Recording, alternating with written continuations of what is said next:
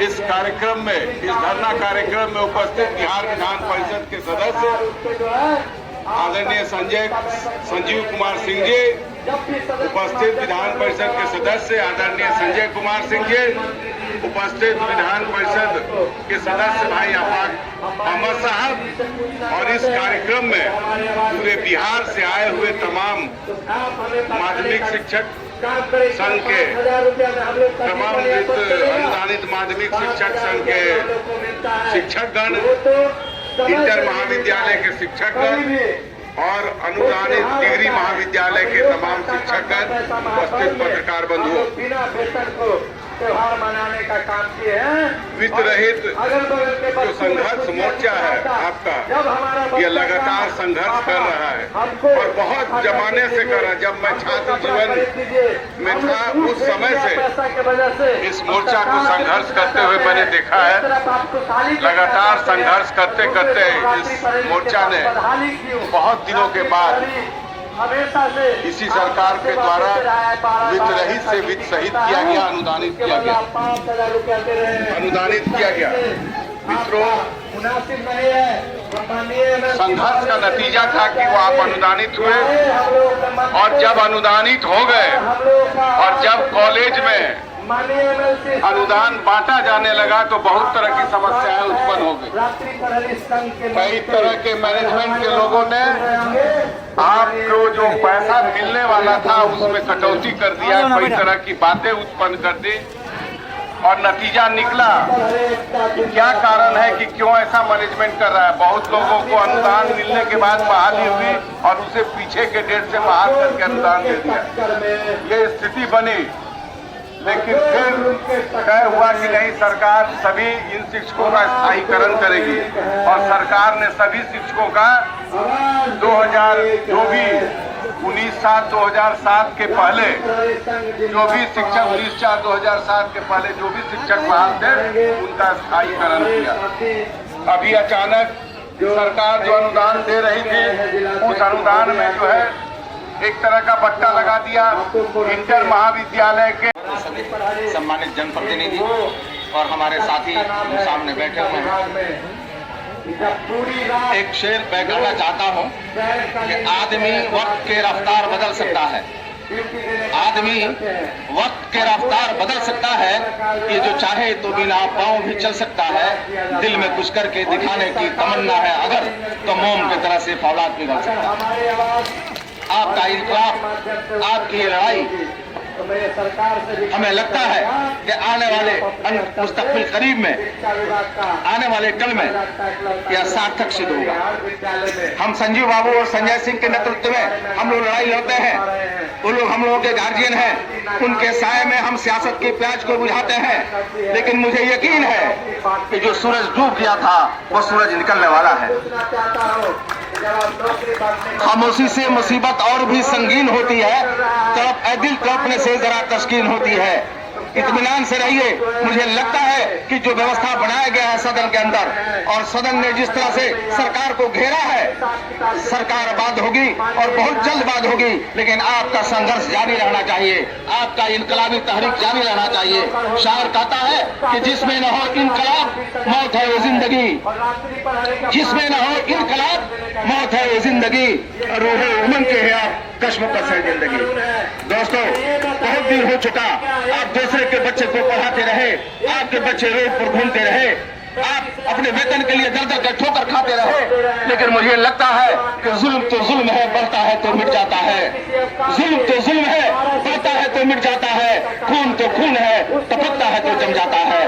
वक्त आ चुका है, आपकी समस्याओं का निदान अनकरीब में होने वाला है और हम पूरी कुव्वत के साथ, पूरी जहानत के साथ, पूरे होश हवास के अंदर, पूरी सलाहियत के साथ आपको विश्वास दिलाना चाहते हैं कि आपके प्रतिनिधि जो भी बैठे हुए हैं, चाहे संजीव श्याम सिंह हो, चाहे संजीव सिंह हो या संजय सिंह हो, रात में भी और सुबह में भी पूरी ईमानदारी के साथ आपके साथ लगे रहते हैं। इन शब्दों के साथ बहुत बहुत शुक्रिया। जय हिंद, जय बिहार। विद्यालय को सुरक्षा देने का काम करते हैं।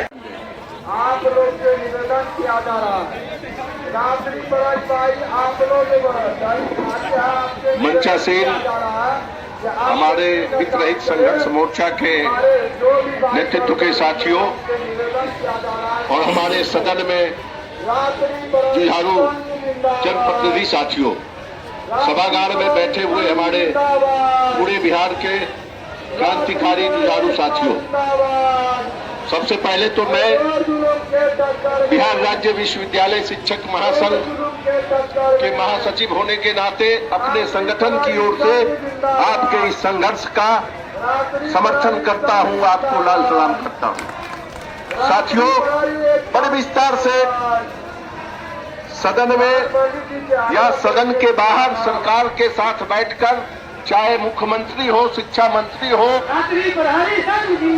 शिक्षा विभाग के पदाधिकारी हो, समय समय पर बैठकर आपके सवालों को लेकर जूझते रहते।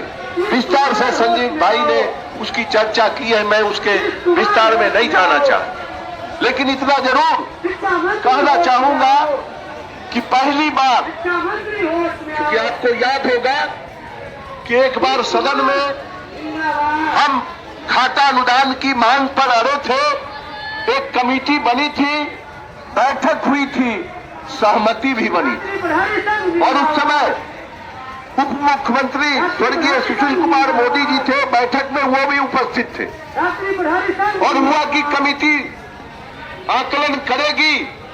हम लोगों ने यही बात कही कि जो हमारे माध्यमिक विद्यालय को अगर छोड़ दे तो बाकी इंटर और डिग्री कॉलेज के महाविद्यालय जो है उनके आंतरिक स्रोत की आमदनी को जो मैनेजमेंट लूट कर खाता है, आप घाटा अनुदानित संस्थान अगर में परिणत करेंगे तो वह लूट खत्म होगा, आपको बहुत कम राशि लगेगी और आप घाटा अनुदानित संस्थान के रूप में इसे घोषित कर सकेंगे और उनको वेतनमान मिल सकेगा। लेकिन सहमति के बाद भी कमेटी नहीं बनी। लेकिन पहली बार, मैं इसलिए कह रहा हूं, पहली बार नवल भाई और मेरे संकल्प पर परसों जब बहस हुई सदन में, तो मंत्री ने इस बात को स्वीकार किया कि मैं इसकी समीक्षा करूंगा और आंतरिक स्रोत की आमदनी और जो हम अनुदान देते हैं, इस दोनों को मिलाकर हम क्या नियमित वेतनमान दे सकते हैं, इस पर हम अपनी सोच बनाएंगे। साथियों, मेरे कहने का इतना ही मतलब है कि हम तो लड़ते हैं और आप भी लड़ते हैं समय समय पर, जब भी सत्र चलता है या धरना देते हैं। लेकिन मैं बिल्कुल अलग हटकर कह रहा हूं कि संजीव भाई सत्ता पक्ष के लोग हैं, लेकिन लड़ते हैं, कहीं उसमें कमी नहीं दिखती। मैं आज के दिन विरोध में बैठता हूं, ज्यादा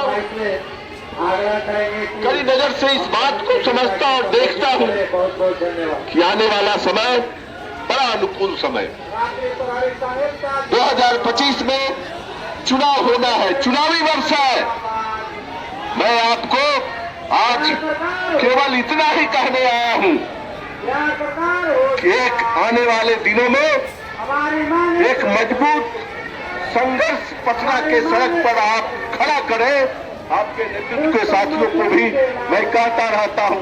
परसों मेरी बात मधु जी और राम विदेशर जी से हुई थी, मेरे डेरे पर आए थे, इसी का निमंत्रण दे रहे। मैंने कहा है कि आप दो संगठन के लोग आज एक मंच पर आकर धरना दे रहे हैं, अन्य भी संगठन है, मैं उनसे भी बात करूंगा, चाहे वह डिग्री संगठन हो, चाहे वह अनुदानित विद्यालय का संगठन हो, चाहे अन्य इंटर कॉलेज के संगठन के नेतृत्व के साथी हो, हम उन लोगों से भी बात करूंगा और सब लोग एक मंच पर आए, एक बड़ा संघर्ष खड़ा करें। निश्चित रूप से हमको आने वाले दिनों में इस 25 के चुनाव के पहले हम सफल होंगे, निश्चित रूप से सफल होंगे। मैं इसी आह्वान के साथ मैं अपनी बात समाप्त करता हूं कि साथी इस बात को गंभीरता से सोचे। करो या मरो की स्थिति एक छात्राओं की परीक्षा नहीं है, सरकार की परीक्षा 2025 में है और परीक्षा के पहले जो सही विद्यार्थी होता है जिसको अपनी सत्ता बचानी होती है, जो अपनी सत्ता को बरकरार रखना चाहते हैं, वो हर एक चीज को गंभीरता से देखते हैं और किसी समूह की अनदेखी नहीं करते। मैं सत्ता पक्ष में ही हूँ, मैं भी सत्ता पक्ष में हूँ, लेकिन पहले आपका प्रतिनिधि हूँ, दूसरा सदन में मैं आपका प्रतिनिधि हूँ, तब जाकर के सत्ता में हूँ। और मैं खुले दिल से हर जगह मेरे साथी बैठे हुए हैं, मैं बराबर बताता हूँ ये समूह कभी कभी दिखा देता है चुनाव में, जो कि आपकी संवेदनहीनता के कारण हम लोग क्या करने जा रहे हैं। इसीलिए बहुत ज्यादा समय नहीं लेते हुए बस हम लोगों का लक्ष्य एक ही है, जितने भी अनुदानित और गैर अनुदानित संस्थान हैं आप उनको भी आच्छादित कीजिए, बकाये अनुदान का एक मुश्त भुगतान कीजिए, माध्यमिक शिक्षकों को निलंबन मुक्त भी कीजिए और बजटीय प्रावधान करके सभी शिक्षकों के और कर्मियों के चेहरे पर खुशी लाइए। बहुत बहुत धन्यवाद, बहुत बहुत आभार।